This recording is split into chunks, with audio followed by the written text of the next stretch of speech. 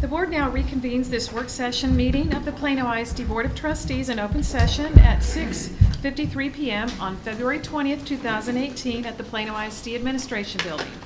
I am Missy Bender, President of the Plano ISD Board of Trustees, and we will conduct our meeting focusing on the district's two major goals. Number one, ensure the continued improvement in student learning, and number two, ensure the efficient use of resources. At this time in our work session, we have some reports that are for information purposes only, with no action being taken. At this time, our Executive Director of Safety, Joseph Parks, will provide a security update to the board, followed by board discussion. Mr. Parks. Thank you, Ms. Bender. Good evening, everyone. In light of last week's tragedies, we felt it was important to give a briefing and remind everyone of the preparations that we do make in the district on an ongoing basis to promote the safety and security of our students and campuses. A few items here, some current security features that we have in place. All our high schools and senior high schools have full-time school resource officers at those schools. Our senior high schools have an additional contract officer at the school each school day. Our elementary and middle schools are patrolled by contract uniformed police officers in marked vehicles all through the school day. Everyone is pretty much familiar with our ID and visitor management systems that we have in place. In situations where you have a critical incident on campus, we've become pretty efficient in doing a lockdown. The issue with that can sometimes be accessed by law enforcement when they arrive. So to mitigate that, we've provided key card access to surrounding law enforcement agencies and access codes so that officers can gain access to the campuses pretty rapidly. We have metal detector wands that are available for our campuses on specific issues when they come up, and our special programs campuses have walk-through metal detectors. We have an emergency radio that has district-wide access throughout the district at every campus that can serve as a backup communication or allow us to push out emergency information really quickly. So those are some personnel type features. We also have a number of things we've done to enhance our campus's emergency preparedness. Central to that is the Standard Response Protocol, or SRP, that we've adopted several years ago. And this is basically a uniform training program we give all of our students, third grade and above, and all of our campus staff members every school year during the first week of school. Every campus does a full set of the different types of emergency drills within the first 10 days of the school year. The campuses conduct required emergency drills throughout the school year according to a set schedule. We have easy, quick reference emergency procedures that all the campuses have been provided, as well as an electronic app that has those procedures. So they're available to all employees on their smartphone. All of our campus administrators, principals, and assistant principals have completed incident command system training for campuses, and they have a refresher course on that every school year, so they're better prepared to handle an emergency. We maintain exceptionally close relationships with our local law enforcement agencies. We are contacted frequently about issues to keep us in the loop, and we have access at any time to command staff of the local law enforcement agencies should we need assistance. Some other things that we have in place for emergency preparedness: each campus has a set of emergency first responders, and they've been trained in bleeding control twice per year, and they have appropriate supplies for that. All of our campus nurses have had emergency trauma training and in the use of emergency tourniquets. Our school resource officers who are full-time officers that we secure through interlocal agreement with the cities of Plano and Murphy. Annually, they participate in active shooter rapid response training, where they go through exercises in our schools when the schools are not being used. They've also had training in emergency bleeding control and tourniquets as well. Every year during the Principals in Service, we provide additional safety and security updates, and the last 2 years we brought in some national level speakers, including John Michael Keyes, who is the founder of the organization that developed the school, the standard response protocol, and Frank DeAngelis, who was the principal at Columbine High School. The SRP, we send a letter home with our kids at the first week of school to let parents know about this, but just to go over some of the high points. The SRP is a uniform process to accomplish any of 4 emergency actions: lock down, lock out, evacuate, and shelter. And the preference is that we have those 4 options available for the campuses to use in any number of emergencies. So if we're talking about active shooters, which is what is on everybody's mind right now, the lockdown is probably going to be put to use. In the 30-minute training video that we have all the students and staff watch each year, we include the concepts of an option to run or permission to self-evacuate, which is basically if a student or staff member has observed something or heard something or has specific information, and it would be safer for them to simply flee the campus, then that's what they do. They don't just go into a standard lockdown. We also include the concept that if a lockdown was called and the fire alarm subsequently went off, the training includes that we want students and staff to not immediately evacuate unless they are reasonably certain that they were in danger of smoke or flames, for some of the reasons that we've seen in the news lately. Over the last week, we've gotten a lot of questions and comments about active shooter training. And the City of Plano and the Collin County Sheriff's Department office have actually put on a number of seminars on this. This is excellent training for the community. It has a lot of really good information. The reason why we don't do that form of training here is because this particular training is based more on the run, hide, fight, or avoid, deny, and defend type concepts, which are best suited for public buildings with adults, movie theaters, things like that. The standard response protocol, which is what we've adopted, is geared specifically for the school environment, where you have adults that are in charge of hundreds or thousands of children. One reason the SRP we feel like is the best option for school districts is because those of you that have seen the video, the Run, Hide, Fight video that the City of Houston put out several years ago, the first and best option is to run. That's the concept in Run, Hide, Fight. In a school environment, sometimes running may be the best option, but often it's not. If we don't know where the threat specifically is, when you're trying to manage hundreds or thousands of students, running it may not be the best first option. So we take care to not have people confuse the concepts of run, hide, fight with the SRP.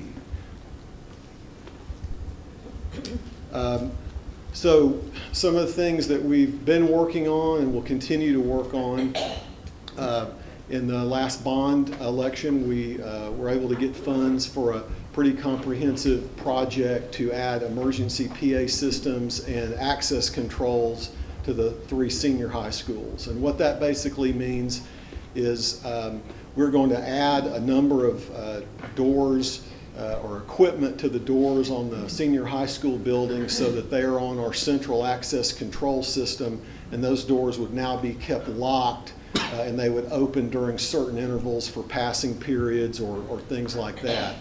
The intercom system that we're having an engineer spec out for us would also have features that allows basically a one button push to put the campus in lockdown. The system would play an automated lockdown announcement, and not just lockdown, but any of the 4 actions. It would play the announcement audibly throughout the school. It'll have a feature where it will integrate with the access control system. So at the time that activation is made, we can have it either open doors or closed doors, whichever the preference will be. So that work should go out for bid, I think, in the next couple of weeks, with anticipated bid award probably by the April board meeting, and work is expected to be completed over the summer. We periodically meet with other safety and security directors from our surrounding school districts. I have the districts we meet with on the slide there. We have a meeting coming up after a tragedy like this that we've had. These topics are being discussed at every single school district in the United States, and so it's helpful for us to compare notes with our peer school districts because we may have something they can use, they may have something we can use. So we meet periodically, and we're going to meet next week. We have a tabletop exercise scheduled with the city of Dallas to work an emergency drill or exercise involving one of our schools within the city limits of Dallas. We'll be doing that jointly with the Office of Emergency Management in the city of Dallas. So that's some things that we have coming up. I guess what I want to say is, we've received a lot of public feedback, as I know each of you have. This is a situation where people are looking for a solution to prevent the scenario that happened in Florida, and prior to that, Sandy Hook, from happening. We focus on this area not just after these tragedies. This is the work we do continually through the school year, and it's a never-ending process. So we're continuing to look at our security and safety processes, look for improvements we can make, and we'll continue to evaluate some things we're looking at and update the board in the near future. Sarah? I do. I just wanted to thank Mr. Parks and his team and the district team for all of the hard work that they've put in since the events last week have unfolded, because as everyone knows, when things happen on a nationwide level, the ripples are felt all across the country. And they're not just in the schools, they're in our homes, because when we think of our own children and our own families and the unimaginable happening inside of our own district, we want you to know that we will remain vigilant and persistent in finding new tools and new responses and new measures to try to prevent and protect the children and the staff of Plano ISD. We have systems and plans in place. The team has been continuing to meet to look at what are some new ideas or additional measures. We sure do appreciate all the input and the reaching out from the community, and we encourage everyone to continue to ask questions and provide suggestions, because we all want the answers and we all want to do whatever it takes to keep this district and this community safe. And that will take all of us. It will take parents encouraging their kids to tell. It will take staff forming relationships so students feel like they have a place to tell. It will take anonymous tip lines and communication tools and enhancements if that's what we can find and deliver. We want to be on the prevention side, but we also want to be on the response side, that if something should happen, we know what to do, when to do it, and buy as much time as we can in the process. And so I'm counting on Joe to help lead us through some additional efforts of planning and bringing some additional recommendations forward to the board. But just know that the administration stands steady and solid in continuing this important work, because there's nothing more important. Thank you. Board members, any questions? Joe, just one request. If you feel that, when you think about what do you want to have here, err on the side of asking for more rather than assume that we're not going to fund something. Okay? I'll certainly do that. Thank you. Okay. Sarah, one question for you. Can you talk a little bit about some communication that you might be initiating with the community to remind them? Joe has talked with us about this, but not everybody watches this. Right. So can you talk a little bit about how do we help other parents to learn? Right. So we had a series of communications that went out last week, and there will be additional communications coming out in the future. In fact, we plan on delivering the standard response protocol again to parents and offering opportunities for parents to come and talk with us. And so we'll be working on what kind of public communication strategies we want to provide for parents so that they have the opportunity to come and hear Joe talk about what we're doing and have the opportunity to ask good questions about safety and security. And so we'll be utilizing multiple communication tools to make sure that parents have an audience with us and also receive things electronically if they're not able to participate. Okay, thank you. Board members, is there anything else that you want to know or ask at this time? Okay, thank you, Joe. The next item on our work session agenda is a demographic report. Our Assistant Superintendent for Business Services, Randy McDowell, will introduce the quarterly demographic report. Mr. McDowell. Yes, thank you, President Bender. We do have Templeton demographics here to give the fourth quarter demographic report, and we have Rocky Gardner who will be presenting that. So I'll turn it over to Rocky. Thanks. Thank you. It's a pleasure to be here. I think it's been about a year since I was here last, so it's good to be back. Get out in this weather today was perfect. Believe me, I was out in it all day, so it was a pleasure to get in and get where it's dry. Just as a reminder, we do quarterly reports with the district, so this is our fourth quarter report. So this was data that was collected through the fourth quarter, so through the end of December. Okay, so it really helps us a lot as we go through the year and do projections, because we're able to, if we see some new trends or found some new information, we can make adjustments kind of as we go. So. And of course, we focus on the regional economy as well as the national economy, but Dallas-Fort Worth is adding over 100,000 jobs annually now, and that's up just at our third quarter report. This number was about 92,000. So just in 3 months, that annualized number jumped up to over 100,000. Unemployment rate is now well below 5%, which is usually considered full employment. So we've got real strong unemployment in Dallas-Fort Worth, and the housing starts are continuing to follow that trend too. We're at 33,262 homes started in the last 12 months, and we think that could peak at probably around 35,000 within 2 to 3 years. In Plano ISD, it's interesting now, we are now collecting deed transactions as a way to keep up with what's going on in Plano. So we're able to collect a deed transaction for every home that sells. So not only new homes, but also existing homes. That gives us an opportunity to look at yields. We can see when there's a student, if there was a student in that home before it sold, and if there's a student in that home after it sells. What's interesting though is, of course, is the price point. We're looking at $441,000 now as the average price point for a new home in Plano ISD, and $362,000 as the average price point for an existing home. Now, looking at those numbers since 2010, it's really astounding. The new home in Plano ISD has gone from $306,000 to $441,000 for a new home in Plano ISD. And existing homes have gone from $248,000 to $362,000.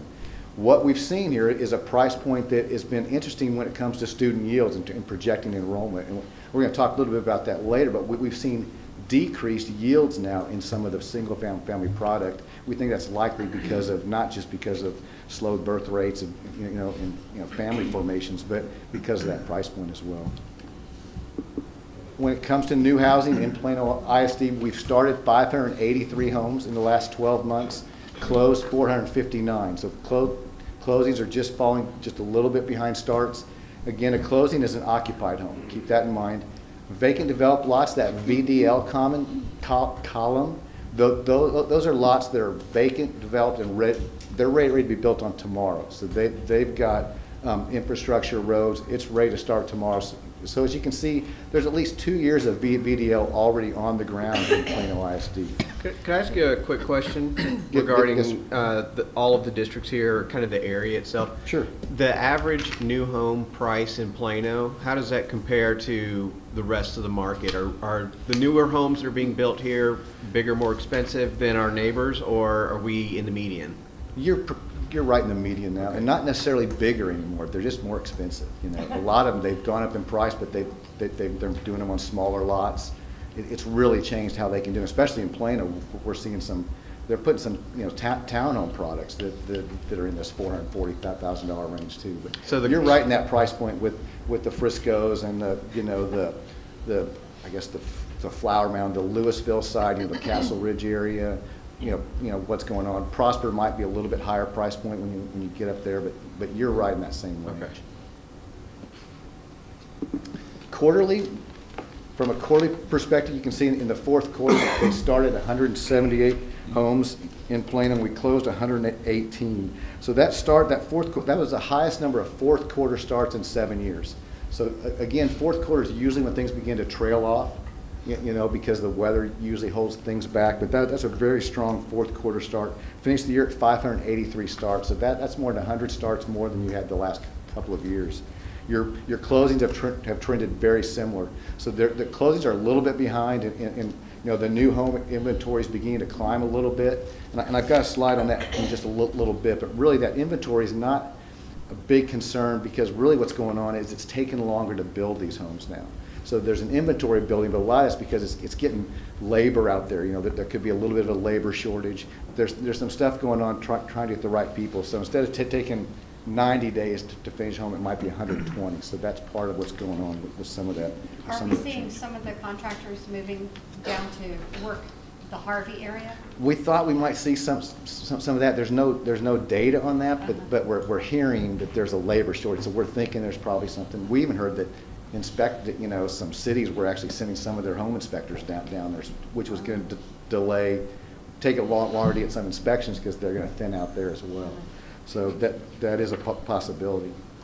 We look at new home closings as a way to understand where your growth occurred that you have right now, that basically where your 2017-18 enrollment came from. So you can see here that these are the top 10 developments. Keeping in mind that there's probably 50 different active developments that are going on in Plano ISD. We're just showing the top 10 on here. In each quarter we try to focus a little bit different. But these top 10 represent 65% of all the closings in Plano ISD last year. And you can see the darker colors are where the most activity are. And you can see there in that Dooley zone.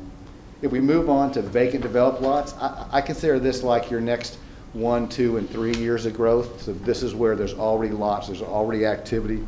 And so of course, you've got the southern, the University Place activity there in Aldridge, Stinson, Kingbridge, the Whitestones. This is about 55% of all the VDL in just these 10 developments here. And then if we look to the future, and again, the red is where the most activity, where you're going to see the most activity, out on the north side, the Hickey, McCall. That's that Envision Oaks that you might have heard about. We've met with the developer, we've met with the city on Envision Oaks, so we're trying to get a handle on the impact. So that's going to impact technically 3 elementary zones within Plano ISD. Now, we think it's probably not, 3 years would be early. We really think it'd be 5 years before that really begins to impact the district. But we did meet with their economists, and I talked to them on the phone just last week, so we could understand kind of the yields that they, we kind of compared yields on how we thought that would, and so we went back just from some of those recent meetings and kind of tweaked our projections in years 5 through 10 at a couple of those campuses compared to what you would have seen in the third quarter. So we are meeting with those as well.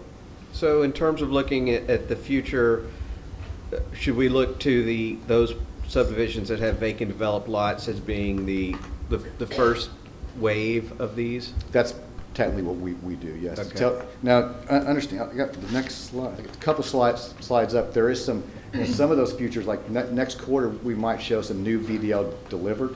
then we'll be to see how that Yeah. trend goes. But that certainly is what we do. I mean, for example, the Envision Oak has over 1,000 lots, but none of them, I mean, obviously they're not ready. There's no dirt, yeah, they're still talking. The city, I think the last I heard is, it's like they have it out now for they had a joint P and Z meeting, and now that it's like open for discussion. They're getting feedback from the community. And they're here tonight. They're making a presentation Oh, after awesome. you.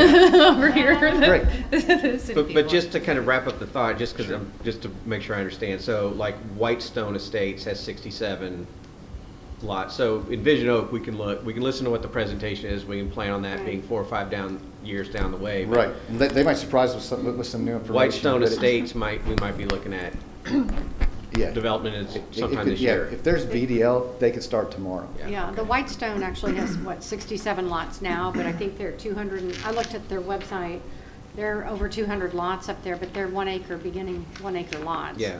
So Well- their yield isn't going to be as high. So University Place, which I know we're going to talk about, has already had some closings. Right. They've got some under construction there as well. Right. Okay. So this next slide it shows where development's occurring within your attendance zones, kind of give for a geographic perspective that might help you. So where you see colors, where we have the most activity in the district. And again, where you see those futures, those top 3, that McCall, Jackson, and Hickey, again, that's split up. We split up the Envision Oaks as best we could, as best our team could estimate. There's some other developments like Beacon Square is included in there, because Beacon Square is kind of well, they're going to have multifamily and single family in Beacon Square. So that's where some of the future is in that overall housing data. Now our team, this is a picture of all the developments that we're tracking in Plano ISD. If you see them in green, that means we've got active development going on in Plano ISD.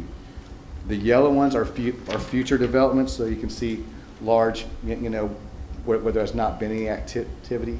Now, keeping in mind that some of the greens, because there's active activity now, the polygon is green, but they may also have future development as well within those. But there's groundwork underway on almost 500 lots. So of the future lots that we have, there's groundwork underway on 500 of them, which is about another year's worth of development. So builders are keeping up with delivering lots as they're selling lots as best they can. And now I've got a few shots of just a few of the developments. Obviously, we couldn't put them all in, but University Place has 376 total lots. 263 are considered future at this point, which means they just haven't laid out the plats for them yet. But they had 7 homes occupied and 47 under construction. Again, this is at the end of December. So they're definitely got things going. They have groundwork underway for 263. So they're going to get going pretty quick. University Place townhomes, that's 149 townhomes, 21 homes under construction. So they had 21 starts in the 4th quarter. So multiply that times 4, you're looking at close to 75 to 80 homes by next year. Whitestone Estates, we're just talking about 196 futures, 67 VDL, and 7 homes under construction. So they probably got their first residents any day now, or they may already be there. So they're building. They hope to build about 32 homes a year.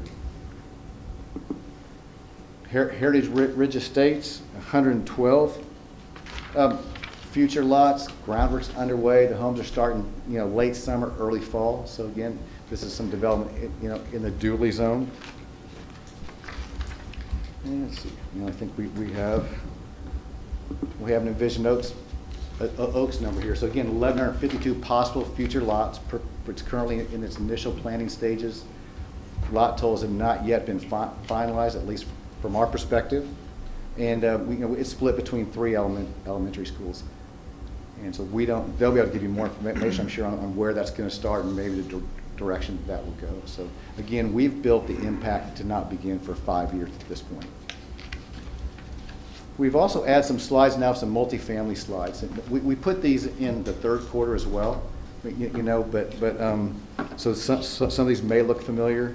I don't remember, we didn't present at the 3rd quarter, but I'm sure you may have seen them. But there's currently over 55,000 existing, multifamily units in Plano ISD, and about 5,500 that are currently under construction and will impact the district in the next 1 to 2 years. So I think of that 5,500, we're yielding about 0.24 overall. So you're looking at about 1,250 students from the units that are under construction. And then you could be looking at 7,300 future units that are also planned. That's all going to come up as well. Now, what we've seen, now when I say 1,200, that's based on your average yield. We've actually, the new multifamily in Plano have had really low yields. They've been yielding like 0.1. And I think that's because that product is pretty expensive. It's a really nice product, so it's a little bit different. So it's really going to be interesting to see how that really does impact some of the campuses in Plano ISD. We're keeping an eye on it. We've also tracked what those yields look like. So again, the bigger the dot, the dark red dots have at least one student per unit. So you have 0.7 to one student, those orange dots, and goes all the way down to the little blue dots that are about 0.25. And so really, you see the most blue dots because that's where your average is at. But we're seeing the average, like I say, the average yields of 0.24. I think it's very important to include the multifamily, and I would hope it would be in every report without being requested, since 25% of our children do live in multifamily. I also want to point out, I hear your words that the new products, they don't yield many children, but they don't stay new forever. Sure. And in 10, 15, 20 years, it'll be a completely different ballgame. And I'll even point to, when I look at one of the green dots that's up there that must be in the Shops of Legacy, now it's green, which is showing more yield. Those were originally perceived to be those expensive units where children wouldn't live, and now they certainly are. So as a district, we cannot be blind to this, and we must always be vigilant. Sure. And I would love to see the same type of attention paid to this and these changing yields that we do looking at our single-family homes. I'm thrilled to have single-family homes in Plano, but these yields can change on a dime. Right. An apartment can change their rent, and you can lose 40 kids from an elementary school, or they can lower their rent, and you can get 50 to 100. Sure. I use as one example, Huffman Elementary, which I know really well. We did a very challenging redistricting about 4 years ago.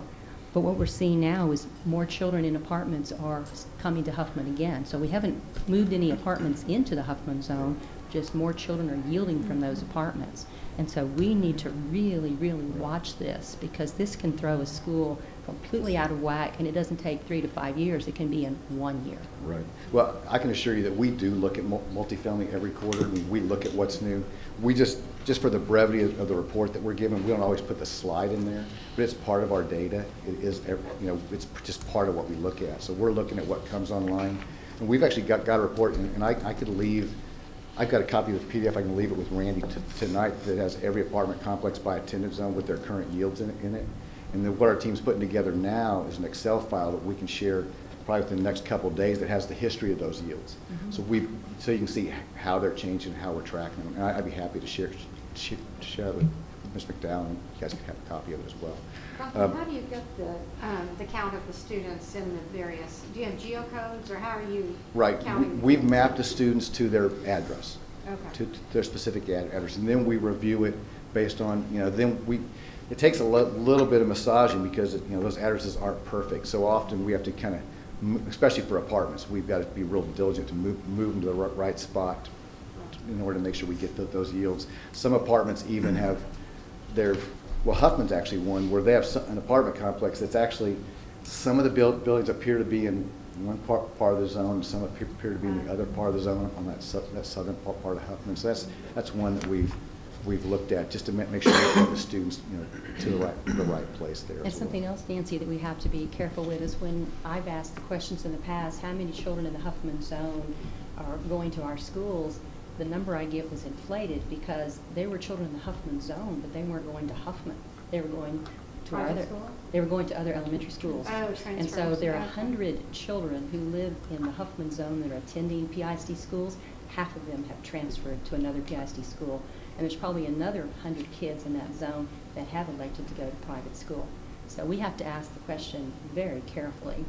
Right, and we have reports that can show that too, what we call an attend reside report, that show the students that reside at a certain spot and then how many of them actually attend there. Like you said, 20% of the students in apartments in the Huffman zone don't go to school in the Huffman zone. That may be because they're attending bilingual education. Right. Yeah. So that yields, and those are yielding probably 0.2 to 0.21, those apartments there, so they're a little bit lower than the average, but there's a lot of students there. A lot of apartments there. Yes, yes, yes, ma'am. This next chart actually does kind of detail some of the trends overall. So we can see, you can see here is from a multifamily perspective. Well, first of all, at the top, there's just the students that we've geocoded the last 4 years in Plano ISD. You can see that our unmatched, we're getting better and better at our geocode and finding these addresses. So our unmatched, the number's down to 73. We've got 892 geocoded out of district. Now, those are probably employee transfers, most likely. If you look at multifamily, you can see the students in multifamilies increased from 12,700 to 13,500. The yield has decreased just slightly over the last 4 years, but again, that's because a lot of that's from the new product. It's just not yielding quite as high. And your single-family yields has dropped slightly too, and that's what I mentioned before. We think a little bit of that is price point. So if you look at our enrollment projections, these are very similar to what you may have seen before. The only difference might be that we have updated the 17-18 number with with more of a snapshot number. Last year you saw a decrease of about 146 students. We're projecting next year to be 290, a little bit bigger drop, but really we have to keep in mind, we have, from a cohort growth, the district is growing really very similar. We're forecasting a very similar growth, but when you have a very large exiting class, like your 12th grade class is 600 students larger than your entering kindergarten class. So that's 600 students you have to make up for, and about 400 of that's coming in. So we're seeing growth. We're seeing growth in Plano ISD. It's just masked because of the size of these exiting classes. So understand that as well. We think you're going to stay right around this 53,000. It could swing up to 50 to 54, 55,000. It could drop down to the low 53 as well. Are we seeing the exiting of our year 2000 babies? Is that what we're seeing? Well, similar, yeah. Oh, you mean at 12th grade? Right. Yes. And that's kind of also the way we're trying to track kindergarten. Kindergarten's a very hard number to keep up with, and we've used births in Plano by zip code 5 years ago, and just kind of seeing what that kindergarten ratio has been is kind of the way we're doing kindergarten right now. But it's been a struggle because the state has lost almost 20,000 kindergarten students over the last two years. So we've seen a decline statewide in kindergarten enrollment, and that's being masked some in Plano ISD by the new construction and by all the apartment complexes. So we haven't seen the massive declines that we've seen in some other districts, but we think we're being a little bit cautious with some of our conservative numbers there. We look at it by campus. We have some highlights on these pages, and I'm not going to hit on every one, but the ones in yellow are areas where there's some capacity concerns. Where we're like, the red box is overstated capacity, the yellow box is overstated functional capacity. We're kind of looking at these with Mr. McDowell, and we can go in and kind of look at some of the boundaries and see if there might be any options to kind of help them out in the future, and that's kind of some ongoing work that we have. I want you to see that when you see the enrollment decrease of elementary campuses of 225 students and 175 students, keep in mind, again, that's a grade thing. Your 4th and 5th grade classes are considerably larger than your incoming kindergarten classes. So that again, that's just a factor of grade sizes. Can I stop you right here for just a minute? Yes, sir. So I went through with, I think it's informative to sit down with a map of the district and look at this chart relative to the map, and you can see hotspots. Where the hotspots are, you can see problems coming up. Aldridge is obviously a problem coming up, and for those of us, I could probably do a straw poll right now and get 0 hands on who wants to do a boundary line change after houses are built. Mm-hmm. So University Place, if that needs to be rezoned, let's do that now. If we need to talk about building a new school down there, I think we have property in that subdivision, correct? And David, I would like to add to that. When we see these apartment complexes coming on, we need to do that now. I look at all the apartments that feed down into Brinker all the way from Legacy, and that makes no sense for those kids to come all that direction with Brinker already at capacity or beyond. And so we need to make some of those bold decisions before the buildings are built, whether it's single family or multifamily. And we've been doing Very that. We have done that in the past, and we just need to keep doing it. we're happy to work together with Mr. McDowell or whatever team you guys would like us to work with and kind of keep moving on that. Yes, and I actually met with Bob last week. Rocky couldn't come over, but we did look at some of these areas. He was going to go back and, of course, have Rocky and staff come up with some options there, and we're supposed to meet back up sometime next month and go through that in more detail so we can provide some options there. And please do look at these concentrations of apartments. The yield for the Huffman may be only 2.1, but when you have 5,000 apartments there, it doesn't have to change by much with the yield to produce a lot of children. And so the hot spots it showed before were the yellows. Well, if it's only an apartment complex of 50 apartments, that's not going to be a significant absolute number. But some of these others where you have these huge concentrations, the yield doesn't have to move by much to have a lot more kids there. Sure. Yes, sure does. At the middle school level, the middle school level, you see that our renters, the only middle school that we're showing that's got some capacity concerns right now, and those are all functional. It's well within its program capacity there. It stays that way. We moved to high school, Plano East. Now we did make an adjustment at Plano East between.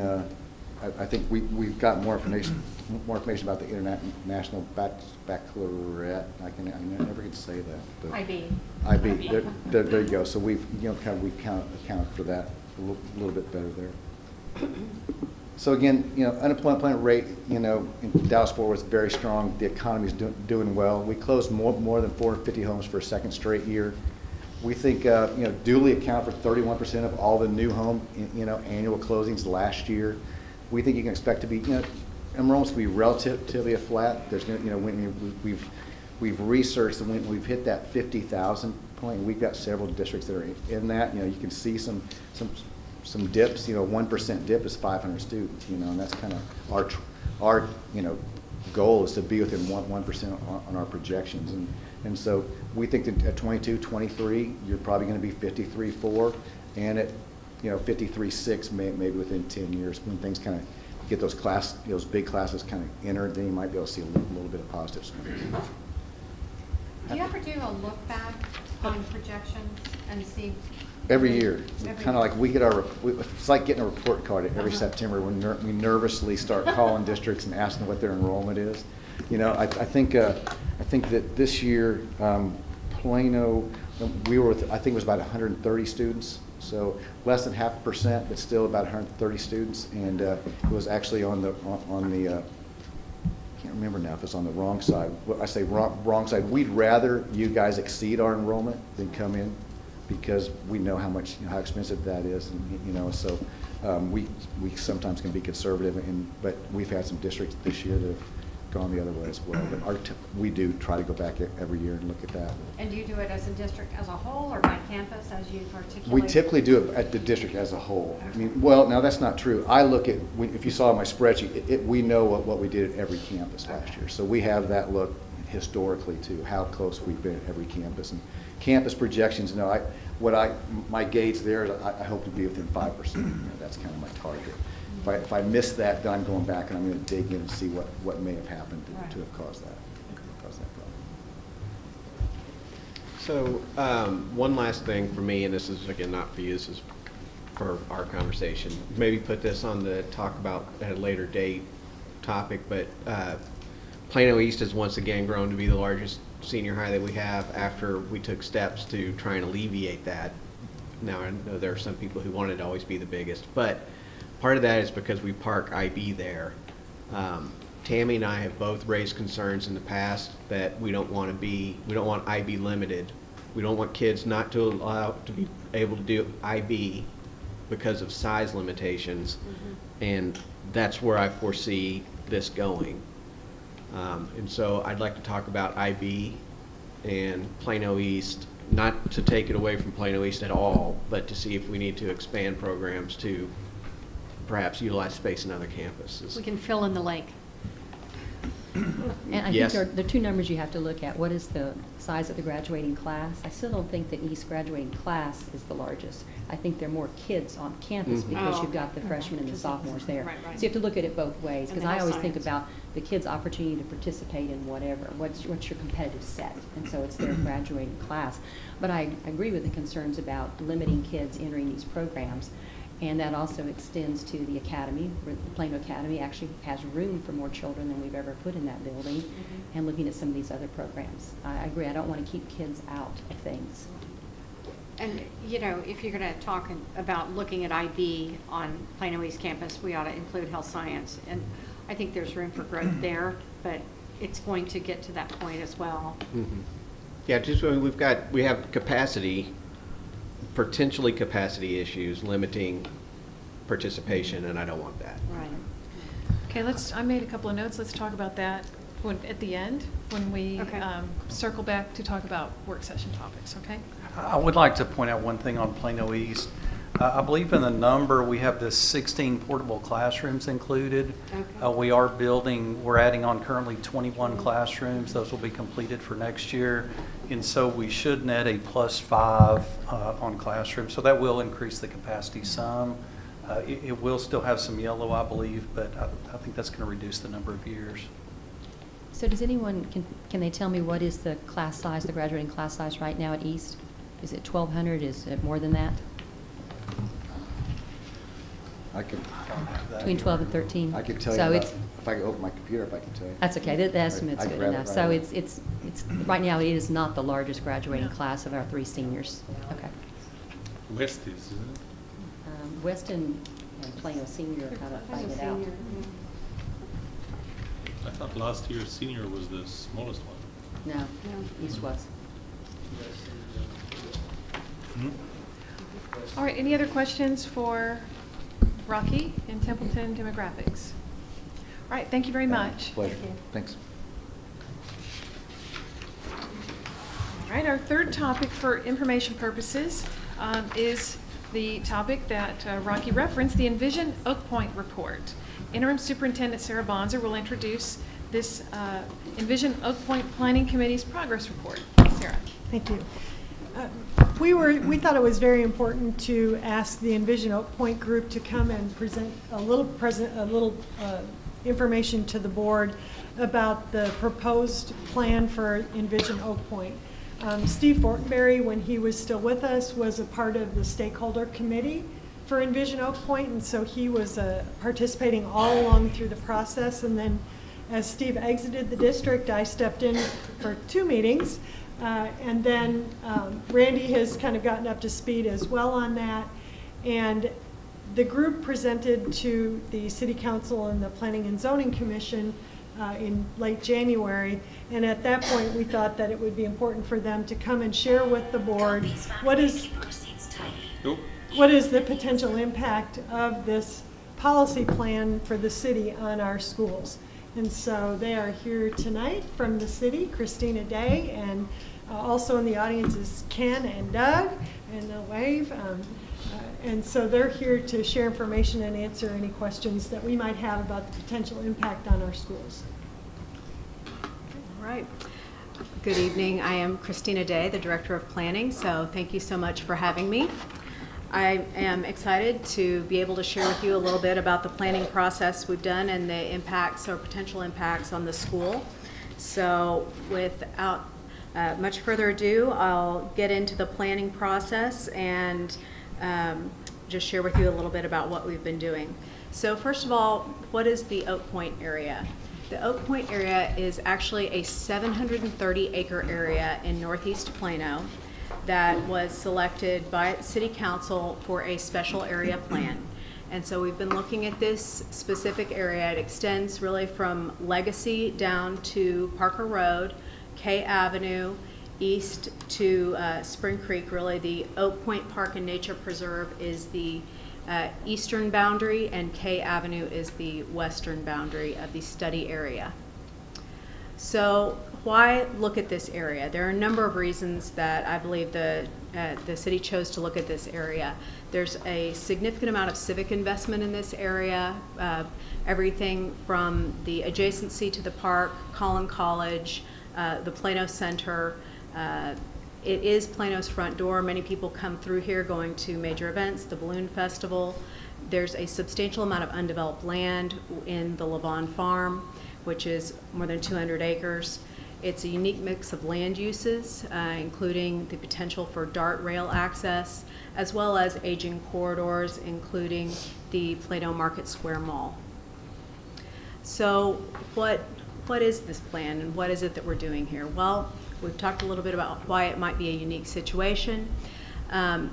Really the idea of planning and behind the idea of planning is to seize on this potential unique situation behind the opportunities there in Northeast Plano to create a long-term vision that would guide new growth influencing redevelopment within the area, looking at things like mobility improvements and placemaking to influence and have a greater public influence than would normally be seen through the normal redevelopment and zoning process. So what is Envision Oak Point? It is a City of Plano policy document. It would inform the evaluation of zoning requests, shape any kind of future infrastructure planning efforts, and communicate a long-term vision for the area. But it does not change the zoning.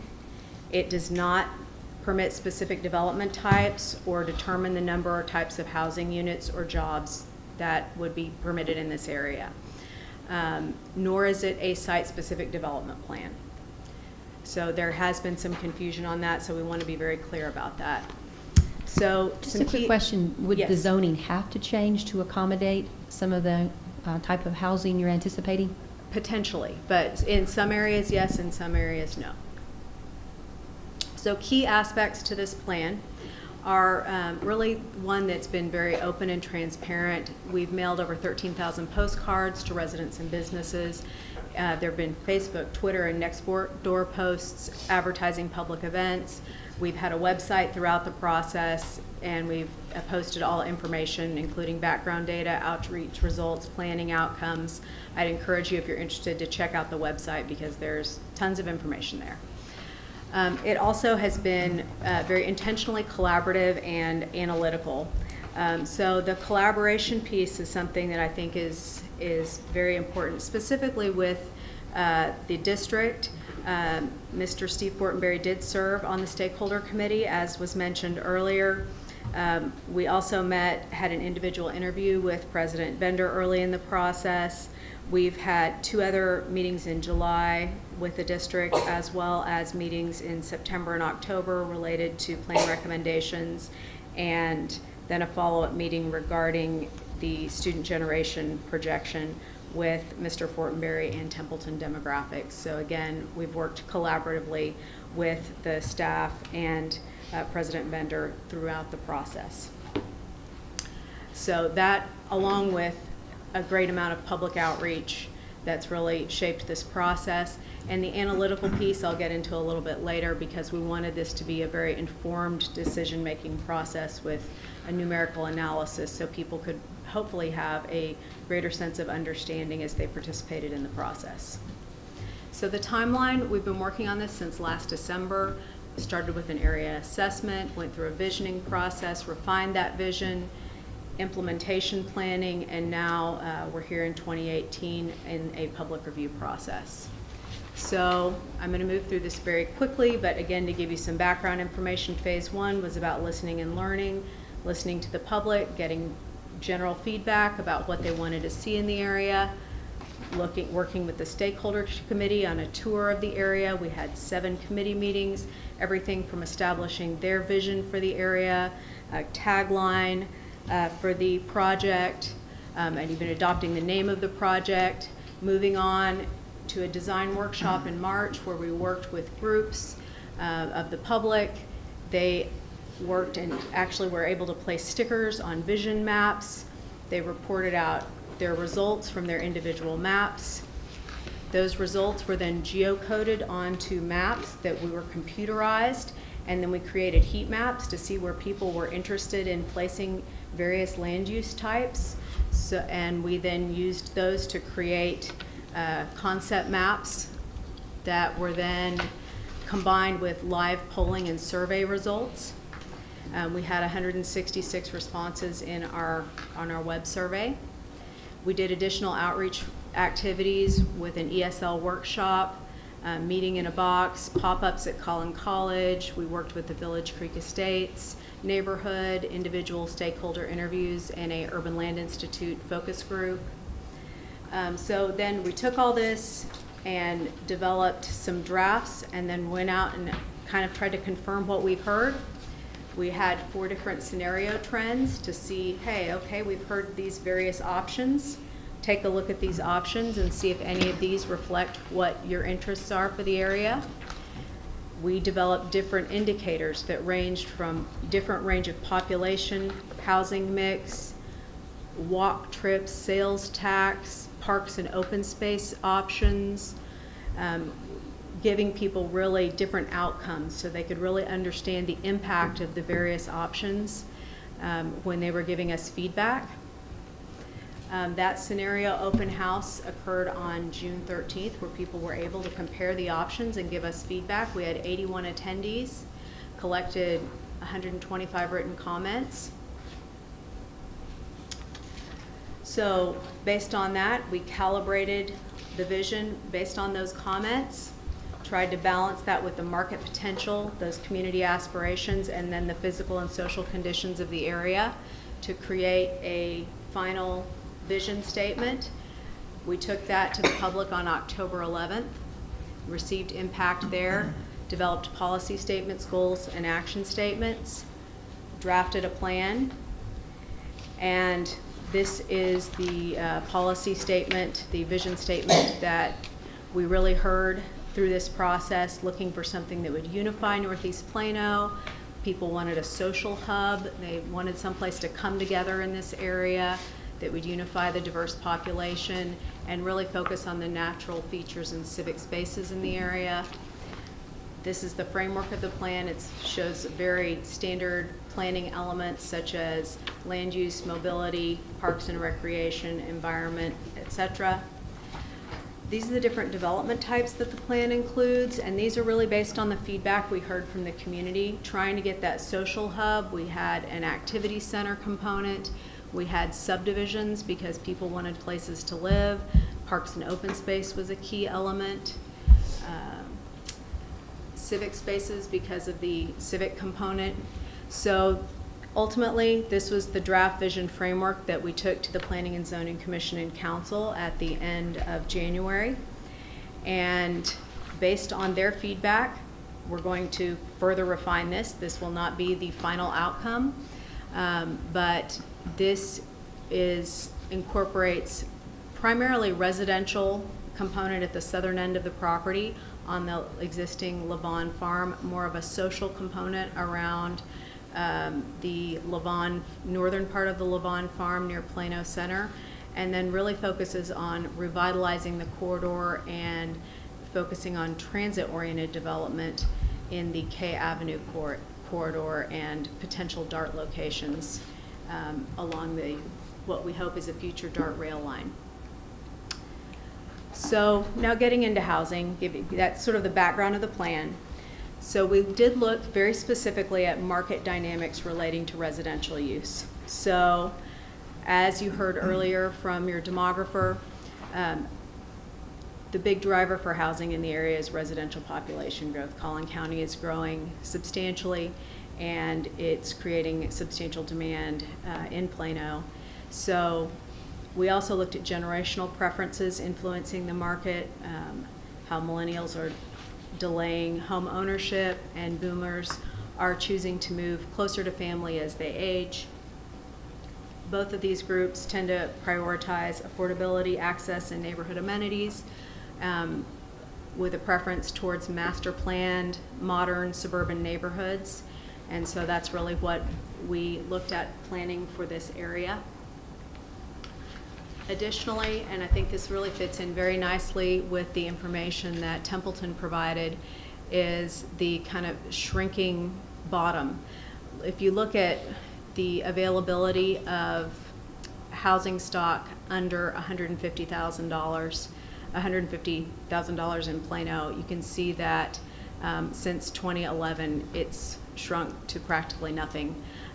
So it is really your opportunity to get what some would perceive to be an affordable house in Plano is very difficult today. And so that, coupled with the lack of undevelopable land within the city of Plano, has made it very difficult to for certain individuals to buy within the market.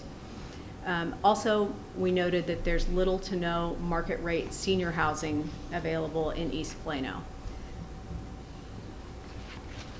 So the guiding principles that stem from this analysis were that we should promote new housing types, including mixed use to accommodate future needs, as well as reuse of vacant or underutilized sites, especially that being a focus on adding value to encourage the reuse of things like the Plano Market Square Mall.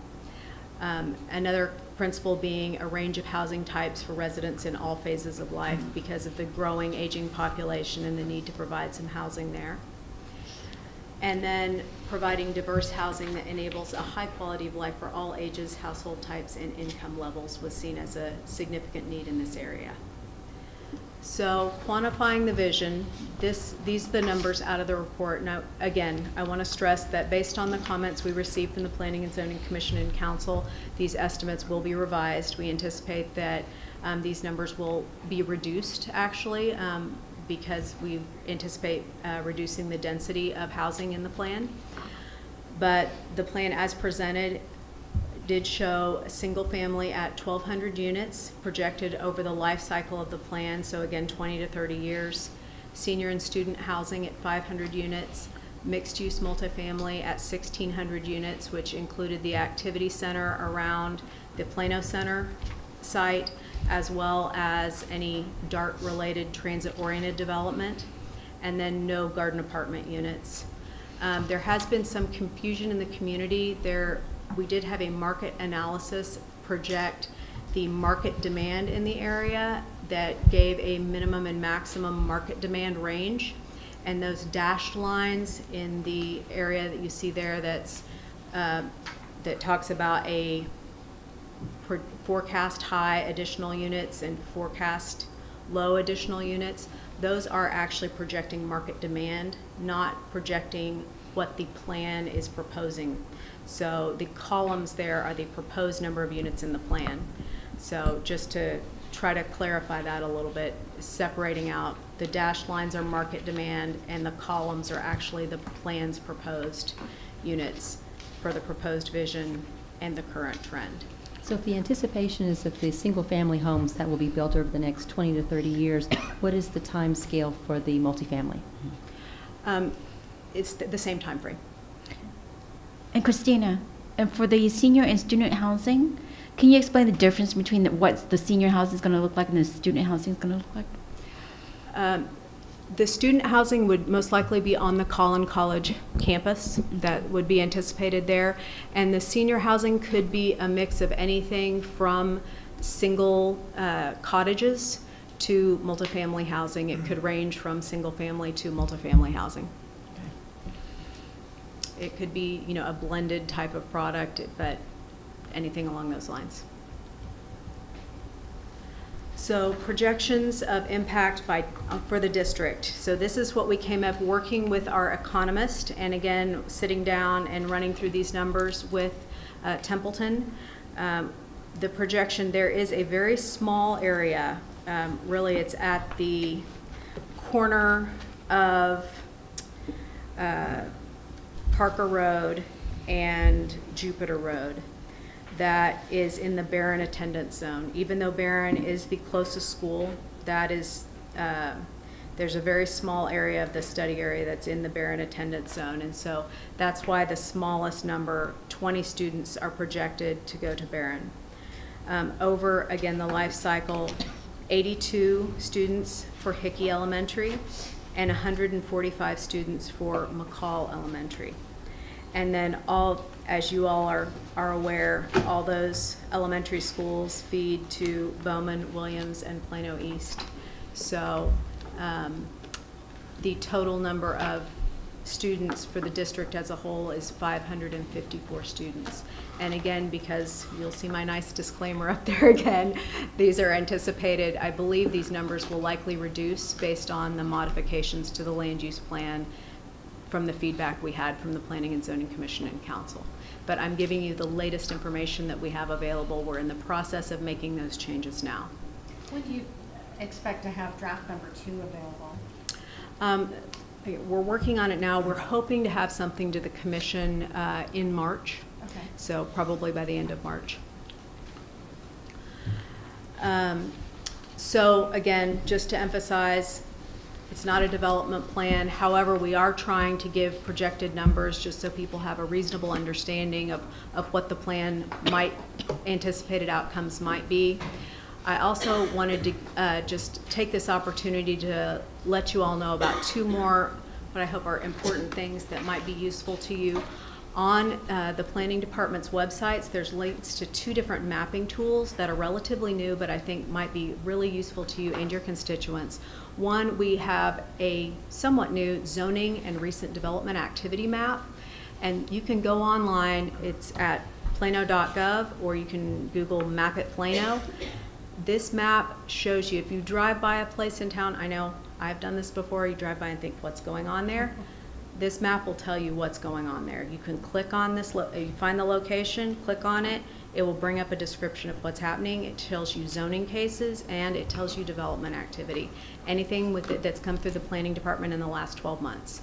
So hopefully you find that useful. It also shows you zoning as well, so I hope that's a useful tool to you, as well as we have this even newer zoning case response map. So if you go to this website, you can actually see all the active zoning cases.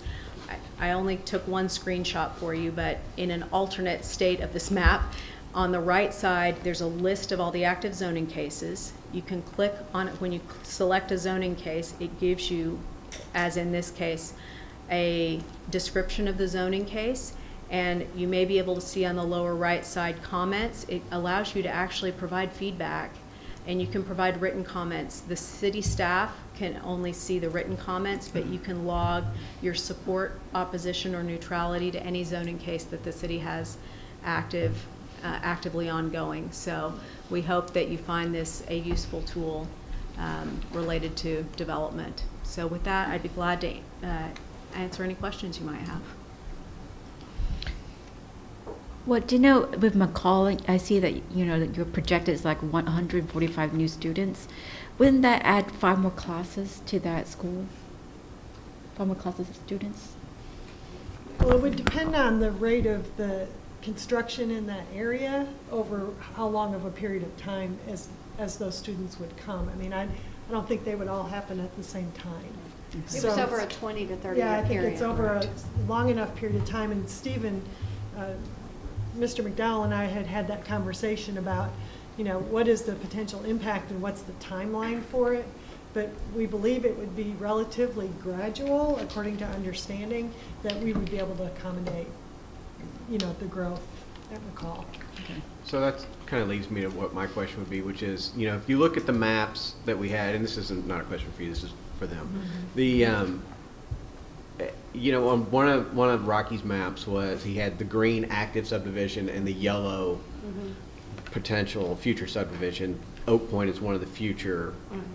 Haggard Farm over on the west side of town is another one that's a future. At what point do we start looking at boundary lines relative to it becoming a green versus a yellow subdivision or indicator on this map? I mean, the point being, what I said earlier is I want to get ahead of changing boundary lines if we have to. I think we did that already with the project down by Alma and Right. the Bush.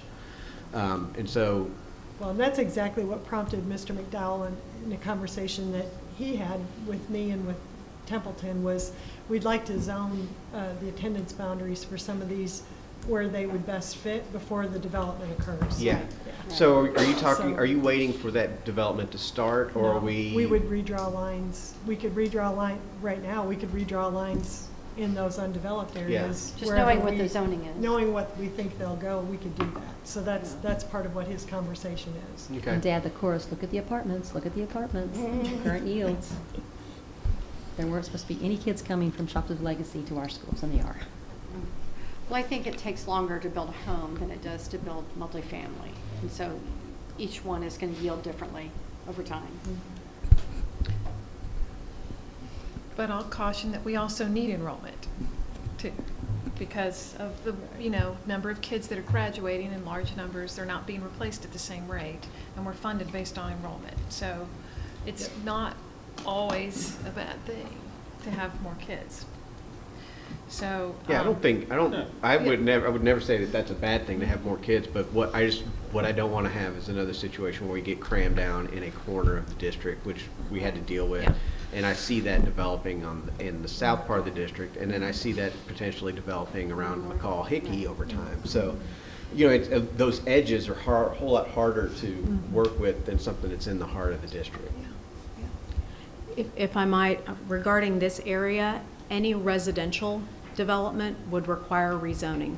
So you will have some notice regarding residential development.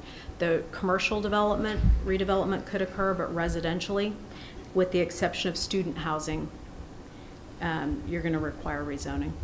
And so, Christina, the way this could, if I could explain to you how I think it works, and if you would correct my understanding. So through a very, I'll say, collaborative, I was very impressed with the entire process that the city used, and involved so many parties, including us and our constituency. So first of all, I think you did an outstanding job on that. So now you have this policy document that's sort of a framework, but the framework is not in stone. Correct. Because there might be opportunities. I mean, you can't control development. It happens, it's market-based. So a developer would bring an opportunity for consideration if it requires a zoning change, and that would be considered, or it would happen or it wouldn't happen. So this is only a framework. It doesn't mean, so if we're going to be presumptive and, trying to redraw lines and so forth, we could do that based upon the anticipation, but it might not exactly play out that way. That's right. That's exactly right. What this is trying to do is provide some more guidance. So if someone brings a development proposal to the city, we can say, yes, this fits with the community's vision, or no, it does not. So it just tries to help us anticipate and provide more guidance when those zoning cases do come, to help it better fit in with what the community wants. Was there consideration for potential land for an elementary school if we needed one? Is there a spot for it? And that's one of the reasons we wanted to be so involved with the district through this process. So I think that's something that we'd be very willing to consider if there was a need, in working with the property owners to try to accommodate that. Any other comments or questions? All right, thank you, Okay, very, thank you very much much. to Thanks, Christina. you and the entire planning department and the staff that came with you. Appreciate it. Thank you.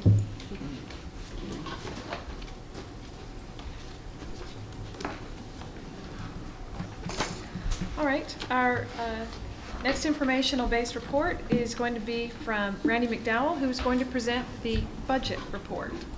Okay, thank you, President Bender, members of the board.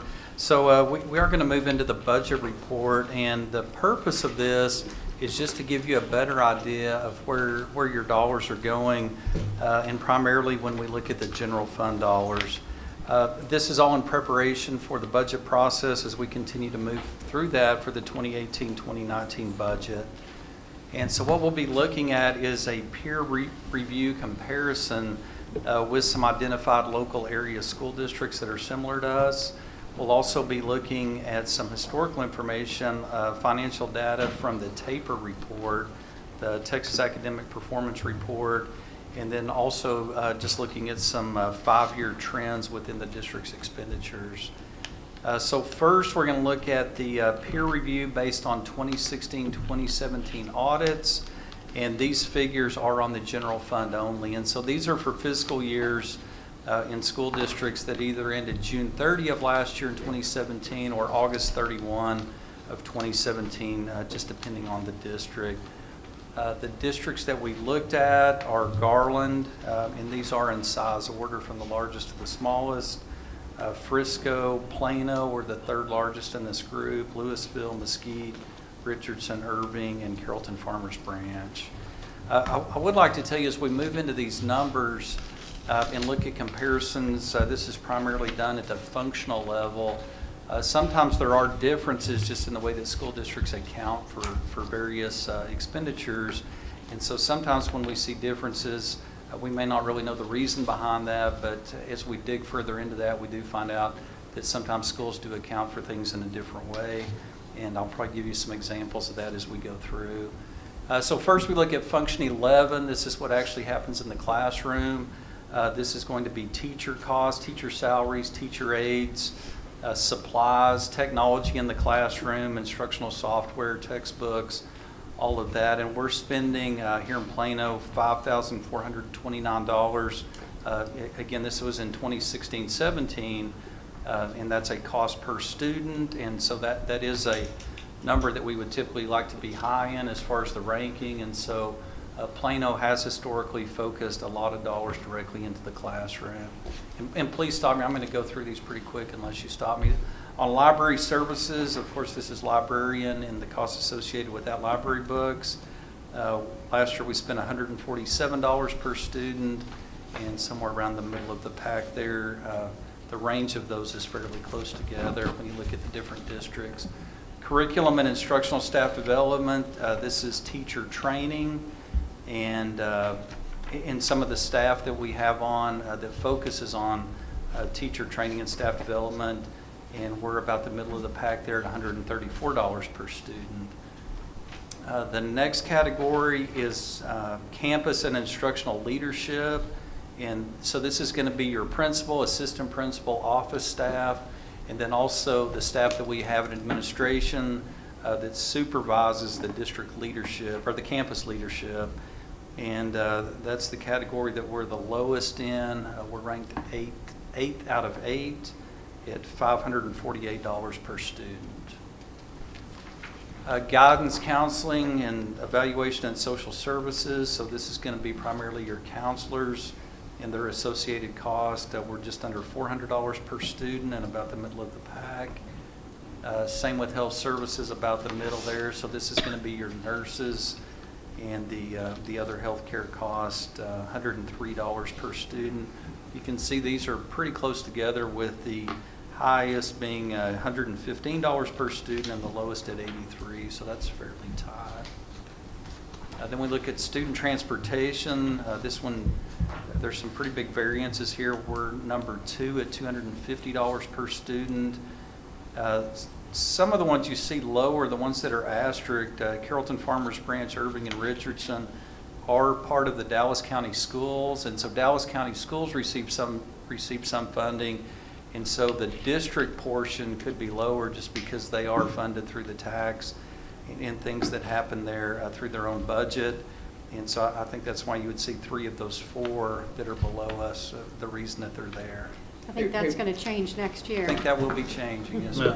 Yeah, Randy, on this one, I look at Frisco, it being significantly lower than us, and I know there certainly are reasons why, Sure. but their district, they're similar number of students as us, and so the question, I guess, is are there efficiencies? I know we do things the way we do things because of how many kids we have to bus, but right. This is the slide to me that I would ask, are there efficiencies, are there things that we need to look at about restructuring the way we do things to drive down cost here? And this is something we're going to continue to look at, and Dr. Cooper and I had a discussion on this today. One thing that we do is we transport some students that are not eligible, but we charge them for that, and that's $300,000 to $400,000 a year that we generate, and so that drives our cost up some because we have more transportation costs. This doesn't reflect the revenue side of that we're bringing in to offset some of those costs.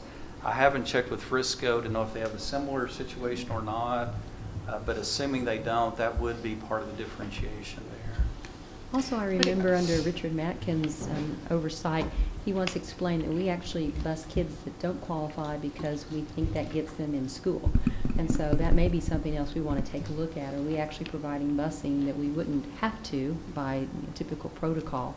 And whether that is actually net upside to us. Yeah, I mean, you're talking about a 20% difference here in cost between two similar sized districts. And so I just would like to know why. And then, to Richard's point, or Tammy, to your point, if we're spending a little bit more on this line item because we get more on the back end by having those kids in seats, then certainly it's worth it. The explanation is just what I'm looking for here. It's almost $3 million for the year when you look at the cost per student, so that's non-trivial money. A difference, David, though, between their district and ours is philosophy. Right. So facility philosophy is that they have more facilities and they're smaller, so they're probably more in the walk zone than we are. Yeah, and So- that's all part of the logic. I just need to understand the logic as to why our costs are more. And Richardson is in the same boat, is that none of their elementary schools, I have heard, I can't confirm that I know this to be a fact, but from one of their board members told me they don't have any buses that go to their elementary schools because they're all walk zone schools. So that's, a reflection of that for them too. We do appreciate them, but we'll continue to dig into that one. Okay. Can I ask you to go back to that slide that had training with the bottom number from Louisville, $44? Yep, you skipped it. This one. Curriculum, yeah. That's, Yeah, okay, and one other consideration here, again, we talked about the differences in accounting. Sometimes a school district, they may have staff that does staff development, but they code them function 21 instead of function 13. Okay. So that could be one differentiation. The other is sometimes schools use more of their federal funds for staff development. We're looking at general fund here. So there can be a difference between the way a district uses federal funds versus local funds as well. And Title II is going away, so that'll change. And so For staff with development. reduction in Title II, that will likely drive up the general fund portion. But I think all these are things that we need to look at. I go back to the library where we spend $30 more a year than Frisco, so that's actually $1.6 million. I don't hear parents in Frisco complaining about their library services, and if we had $1.6 million, could we redeploy that in a way to help some of these other struggling issues? And so I think we have to take a hard look at all these areas. And again, there can be accounting differences for where expenditures are coded. We see that commonly. Let's see.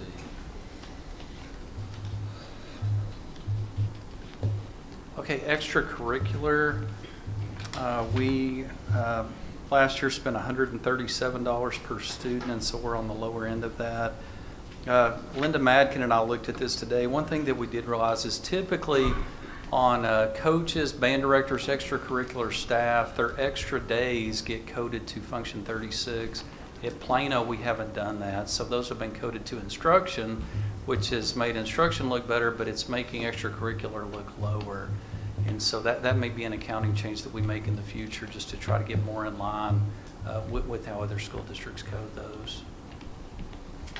I would say that extracurricular is not extra. I think it's critical to our students. Yeah, this is a TEA term. Yeah, I'm just making the point. I don't think we overspend if we keep kids engaged. Right. General administration, function 41. So this is the cost. This isn't the entire administration. This is for the superintendent cost, business office, HR, legal fees, your board cost, audit fees, tax collection and appraisal. Those are the majority of the items that are in general administration. We do rank low here, $186 per student, and we're 7th. So this does give you a feel that we're not top heavy when you compare to our peer districts. so we can raise the board salaries. Sir. Exponentially. Facilities maintenance and operations, we're the highest on this list at $982. If you'll see the note at the bottom, that's elevated. That was elevated in 2016-17. It's going to be elevated again in 17-18. It's going to be elevated again in 18-19. just because all the insurance money to re-roof the hail damage roofs is included in this function. I would say, though, that many of these other districts are probably facing the same situation, but I don't have the data to peel that out. I don't have enough detail on theirs to peel that out. So, but when you add 266 in there, obviously that's driving our cost up significantly. Does that include the insurance, what we got from insurance? So this is the expenditure side, and so it's the total cost of the roof. The majority of that is being reimbursed by insurance. Okay. Yes, sir. Security and monitoring, you heard your security update earlier tonight. So we're in 16-17, we spent $60 per student. That is the cost of the SRO officers. It's also the district staff, such as Joe and his staff. And so we are middle to low middle of the pack there. It's sixth. Data processing services, this is for district-wide data processing. It's going to be things like your network servers, your finance, student service software, those types of things. And we're on the low end there at $117 per student, so it appears to be efficient in that area. Community service, we're third, but these are small dollar amount functions. There's a really big spread between Louisville at $120 and the ones that are $2. Again, that could be an accounting issue, but we're somewhere right there in the middle, about 26th. When we look at all functions together, we're spending $8,520 in general fund dollars. You might be hearing a number out there on the statewide level. It's about $12,000 per student is what schools are spending per student. That is an inaccurate number, but in the general fund, we're spending about $8,520. Randy, back to community services. Can you tell me what that is here in Plano? What does it consist of? So that would be any counselors or parental programs. It could be community service. So like Plano courses. Family Literacy? I think it's a student age Parent program. program is in there. A parent program would go in here if it's funded out of the general fund. Some of those, if it's funded, for example, out of Title I as part of the community part of that, it would not be included here. Because this also is about $1.5 million, so I was just curious about what sort of community service we were providing.